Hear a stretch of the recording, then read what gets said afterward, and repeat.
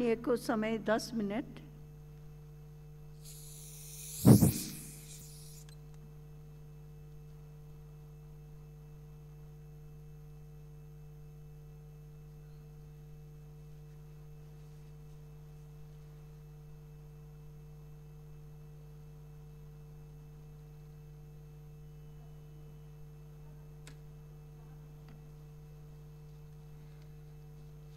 सम्माननीय सभामुख महोदय, सम्माननीय राष्ट्रपति महोदयले मिति 2079 जेठ 10 गते मङ्गलबार सङ्घीय संसदको दुवै सदनको संयुक्त बैठकलाई गर्नुभएको सम्बोधनमा उल्लेखित आर्थिक वर्ष 79-80 को नेपाल सरकारको वार्षिक नीति तथा कार्यक्रममाथि प्रतिनिधि सभा नियमले 2075 को नियम 38 को उपनियम 2 बमोजिम यो संशोधन पेश गरेको छु।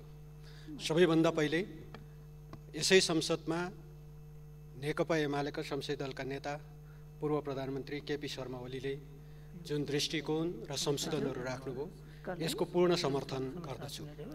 साथै यो नीति तथा कार्यक्रम परम्परागत, दिशाहीन, निराशजनक र पुरानो नीति तथा कार्यक्रमको पुनरावृत्ति बाहेक अरू केही देखिएन। अग्रगमनको र पुरानो नीति अग्रगमनको कुनै गुन्जाइस छैन, नयाँपन केही पनि छैन तथा कार्यक्रममा केही नभएकोले जनतामा निराशा बाहेक अरू केही देखिएन। त्यसैले फेरि पनि केही आउँछ कि यो नीति तथा कार्यक्रममा केही संशोधनहरू पेश गर्न चाहन्छु। 1, बुँदा नम्बर 19 मा प्रतिस्पर्धी वस्तु तथा सेवा उत्पादन र वितरण गर्न निजी क्षेत्र सक्षम भएको क्षेत्र एवं वित्तीय रूपमा बोझिला सार्वजनिक संस्थानको व्यवस्थापन सुधार गर्ने वा एक आपसमा गाभ्ने वा खारेज गर्ने जाने नीति लिएको देखिन्छ। यो सरासर नेपालको सार्वजनिक संस्थानहरूभित्र भाँडभैलो मचाउने, आफन्त र भ्रष्टाचारीहरूलाई नियुक्ति गर्ने र भ्रष्टाचार गर्ने, संस्थान डुबाउने र खारेजीको नाममा यो नीतिले हेर्दै जानुहोला अब केही दिनमा कुनै आयोग गठन हुनेछ र पहिले निजीकरणको नाममा 50 भन्दा बढी उद्योग कल कारखानाहरू बेचे जस्तै अब पालो नेपाल वायु सेवा निगम, विद्युत प्राधिकरण, नेपाल आयल निगम, टिम्बर कर्पोरेसन, खाद्य संस्थान जस्ता संस्थानहरू निजीकरण गर्ने वा बेच्ने नीति लिएको देखिन्छ। यसको भण्डाफोर गर्ने बाहेक अर्को कुनै विकल्प बाँकी रहन्छ र सभामुख महोदय। त्यसैगरी बुँदा नम्बर 23 मा कृषिमा आकर्षण दिन संसदमा गैर सरकारी विधेयकको रूपमा दर्ता भएको गाँजा खेतीलाई नियमन तथा व्यवस्थापन गर्न भनेको विधेयक दर्ता भइरहेको अवस्था छ र यसलाई छलफलमा लिएर आउँ र यसलाई छलफलमा लिएर आएर पारित गरेर वैधानिक बनाऊ र यसो गर्यो भने नेपालका जति युवाहरू हरियो पासपोर्ट च्यापेर विदेशको श्रम शक्ति श्रम बजारमा जान्छन् तिनै युवाहरूलाई हरियो गाँजाको बोट समातेर गाउँमा पठाउनेछौँ र गाउँमा जाँदाखेरि उहाँहरूले कृषिमा नयाँ क्रान्ति हुनेछ र यसले अर्थतन्त्रमा आन्तरिक राष्ट्र उत्पादनमा टेवा पुग्ने देखिन्छ। त्यसकारणले यो विधेयक संसदमा छिटोभन्दा छिटो छलफलमा लिएर आएर पारित गराउने कुरामा सबैको ध्यानाकर्षण गराउन चाहन्छु। र यसै गरी 73 नम्बर बुँदामा मेलम्ची जलाधारको भौगोलिक जलवायु परिवर्तनको हिसाबले अध्ययन गरी मेलम्ची खानेपानी आयोजनाको दिगो पानी पथान्तरणको व्यवस्था गरी केही गर्ने व्यवस्थाको कुरा यहाँ उल्लेख भएको देखिन्छ। तर यसमा खास गरी मेलम्ची क्षेत्रकै जनताको आवाजलाई यहाँ बोलिएको देखिएको छैन। गत साल असार 1 गते र श्रावण 17 गते गएको बाढीले धेरै ठुलो क्षति पुगेको छ।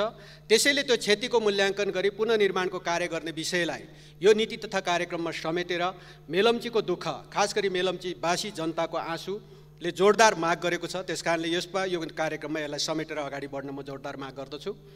त्यसैगरी निजी क्षेत्रलाई विद्युत व्यापारमा सहभागी गराउने भन्ने कुरा यो नीति कार्यक्रममा समेटेको देखिन्छ।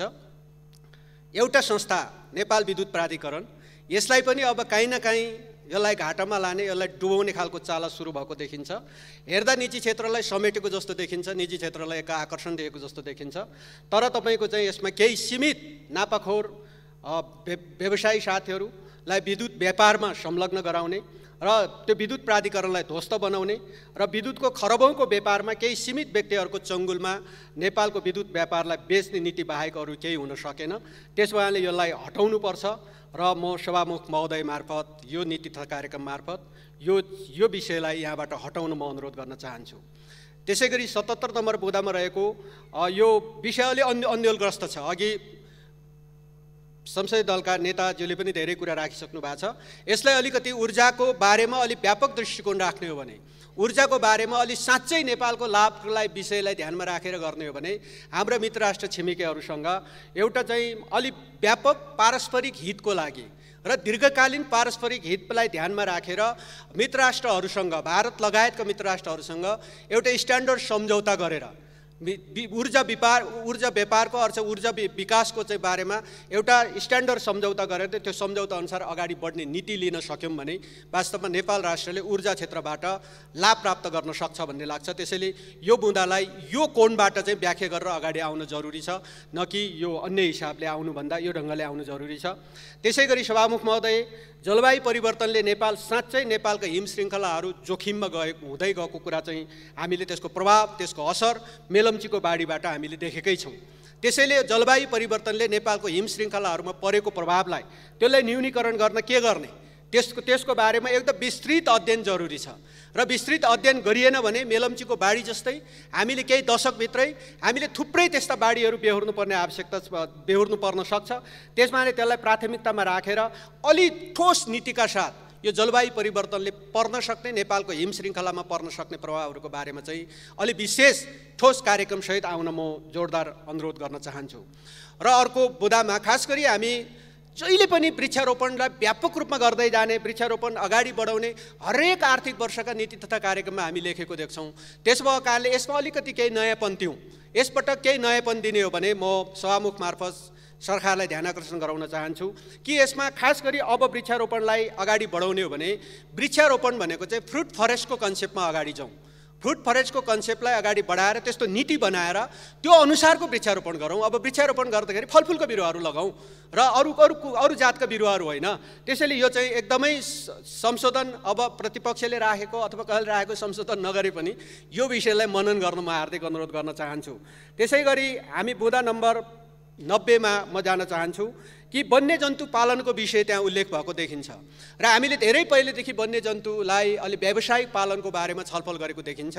त्यसो भएको कारणले म यसपटक कानुनै बनाऊ, त्यो कानुन बनाउने नीति ल्याउँ कि कस्तुरी पालनको सबभन्दा पहिला त्यसको नीति बनाऊ कि कस्तुरी पालन नेपालका चाहिँ हिमाली भेगका खास गरी निकुञ्जहरूको बफर जोन एरियाहरूमा युवाहरूलाई पासपोर्ट दिएर अरब खाडीमा पठाउने भन्दा तपाईको चाहिँ कस्तुरी पालनको लाइसेन्स दिएर ती बफर जोन एरियामा निश्चित जग्गाहरूमा उहाँहरूलाई चाहिँ कस्तुरी पालनको फार्म बनाउने हो भने त्यहाँ पर्यटनको विकास पनि हुनेछ र त्यसले धेरै ठुलो नेपाललाई आर्थिक उपार्जन हुनेछ। त्यसैले यो खास गरी त्यो वन्यजन्तु पालनको विषयलाई जोडेर त्योसँग त्यो कस्तुरी पालनको विषय चाहिँ अलि जोडका साथै त्यसलाई चाहिँ उल्लेखै गरेर आउन म हार्दिक अनुरोध गर्न चाहन्छु। अर्को एउटा विषय खास गरी राष्ट्रिय योजना आयोगभित्र अहिले सार्वजनिक नीतिको समग्र विश्लेषणका लागि एउटा नीति प्रयोगशाला स्थापना गर्ने विषय उल्लेख भएको रहेछ। तर विगतमै हामीले तपाईको एउटा नीति प्रतिष्ठान गठन गरेर त्यसले कामै समेत राम्रो गरिरहेको छ।